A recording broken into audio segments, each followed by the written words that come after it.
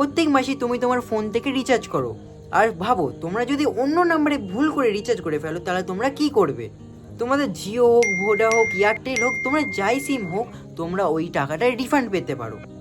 ভিডিওটা শুরু করছি। তোমার যদি ভিডিওটা ভালো লেগে থাকে অবশ্যই বন্ধুদের সঙ্গে শেয়ার করে দিও।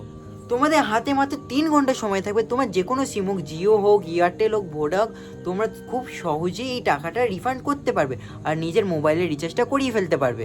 সামান্য 3টে টিপস লাগবে, তার জন্য আমার ভিডিওটা পুরো দেখতে হবে। ভিডিওটা স্কিপ করলে কিছুই বুঝতে পারবে না। তো চলো ভিডিওটা শুরু করছি।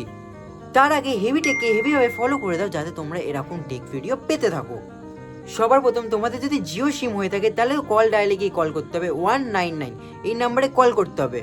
মাথায় রেখে কিন্তু জিও হোক, এয়ারটেল হোক, ভিআই হোক, যাই হোক না কেন তোমাদেরকে 3 ঘন্টার মধ্যে এই জিনিসটা করতে হবে, নাহলে কিন্তু এই জিনিসটা একদমই ওয়ার্ক করবে না। তো জিও কোম্পানি ফোন ধরলে সবার প্রথমে তোমাদের ট্রানজ্যাকশন আইডিটা জিজ্ঞেস করবে, ওটা তোমাদের সঠিকভাবে বলে দিতে হবে। তারপর তোমাদের যেই নাম্বারে মানে ভুল করে নাম্বারটা যেই নাম্বারে তোমরা রিচার্জ করে ফেলেছো ওই নাম্বারটা দিতে হবে আর নিজের সঠিক নাম্বারটা ওখানে দিয়ে দিতে হবে। ওই দুটো নাম্বারই তোমাদেরকে খুব ভালোভাবে বলে দিতে হবে। তবে ওখানে ম্যানুয়াল রিভার্সাল কমপ্লেন তোমাদেরকে করে দিতে হবে একটা সিম্পলভাবে। ফাইনালি স্টেপ নাম্বার 3, তোমাদের ওখানে রেজিস্টার হয়ে গেলে, কাজ প্রসেস হয়ে গেলে, তোমাদের যেই নাম্বারে রিচার্জ করানো ছিল ওই নাম্বারটা সঠিকভাবে যদি দিয়ে থাকো তোমাদের নিজের মোবাইল নাম্বারে রিচার্জটা হয়ে যাবে আর কোনো প্রবলেম হবে না। তো ঝটপট যাও, তোমার যেই ভুল নাম্বারটা করেছো ওই নাম্বারটা জলদিভাবে ঠিক করো। হাতে বেশি সময় নেই, মাত্র 3 ঘন্টায় সময় থাকবে। আর ভিআই আর এয়ারটেলে কমেন্টে পিন করা আছে কিভাবে তোমরা ঠিক করবে। আর হেভিভাবে ফলো করে যেতে ভুলবে না, নাহলে আর এরকম টেক ভিডিও আর পাবে না।